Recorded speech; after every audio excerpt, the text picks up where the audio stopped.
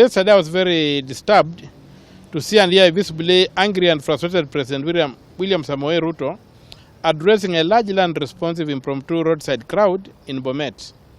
It was really telling that the crowd did not enthusiastically endorse what the president was saying, save for occasional lone shouts of approval. The president looked really desperate and dangerous as he flailed his hands, narrating how he had apparently gone out of his way and done all that was possible for him, including by presenting himself on an X space, but had failed to get the Gen Zs to stop their street demonstrations and take part in a conversation or a discussion with him on the way out of the current crisis.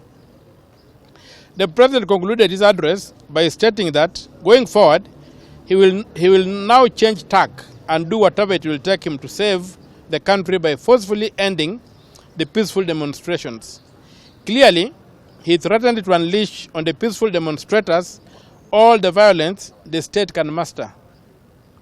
By threatening to do whatever it will take him to save the country from the Gen Z demonstrations, if they persist with their demonstrations, the president sounded as though he thinks he wields unlimited power like the extinct feudal emperors and kings of the Middle Ages in Europe. I can't disagree with him more.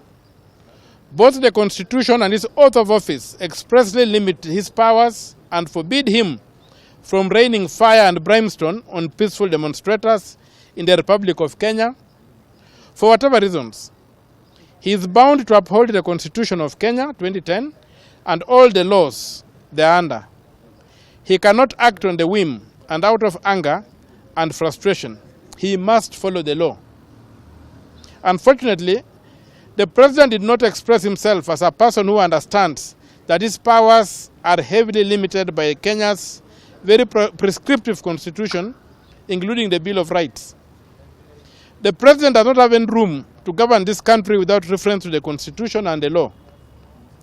Even the immunity from prosecution or for criminal activities, which he enjoys under Article 143 of the Constitution, does not shield him from crimes for which the president may be prosecuted under any treaty to which Kenya is party and which prohibits such impunity.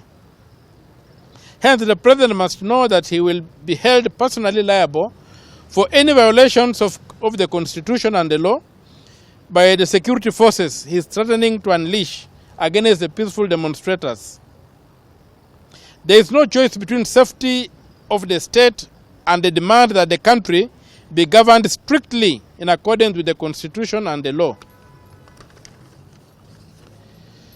In addition, the president's obsession with having dialogue with the demonstrators clearly shows that he has not grasped the fact that the demonstrators' grievances require administrative and not political solutions. His complaint that the Gen Z demonstrators have declined his invitation to sit down with him and take part in a conversation or dialogue is simply mischievous. The demand for the rule of law, including for him to obey court orders, the demand for good governance, including transparency and accountability in public affairs, the demand for him to prosecute the powerful individuals behind scams like the fake fertilizer and the cooking oil sagas, the demand for him to arrest and prosecute rogue police officers who killed innocent demonstrators, the demand for him to end police brutality, abductions and extrajudicial killings, the demand for a lean and clean balanced budget and for fair taxation, the demand for fairness in employment to public offices, the demand that only people with integrity and who bring honor to the office they hold should be employed in the public service, the demand that only people with integrity should be appointed to the cabinet, all the demands, plus these demands that are being made by the Gen Z demonstrators, require administrative, not political solutions. There is no demand which the Gen Z are making which requires political solutions through dialogue. Hence, the president and those demanding to hold dialogue with the Gen Z demonstrators are backing up the wrong tree and must be stopped in their tracks. The president should stop wasting our time, beating about the bush and talking about meaningless dialogue, and do the obvious by taking decisive administrative action under the Constitution and the law to address the demands made by the Gen Z demonstrators. If the President refuses to do so, then he and his administration have no legitimacy to stay on and must leave office. Simply, it means they are unable to govern this country. It is in the above context that the slogan, "Ruto must go," should be understood. The President cannot stay in office if he is unable to govern, and is proving that daily.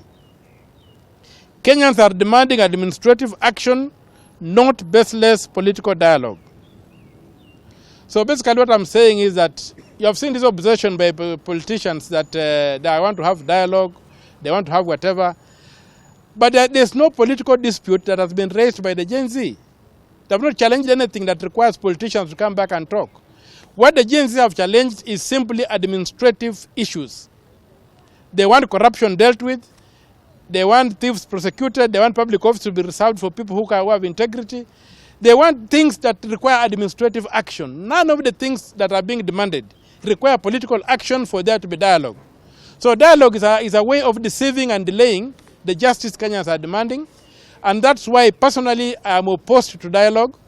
And I urge the Gen Z not to be fooled into any dialogue that will deliver nothing, and to keep demanding that the President uses the Constitution and the law to deliver the administrative solutions they are demanding.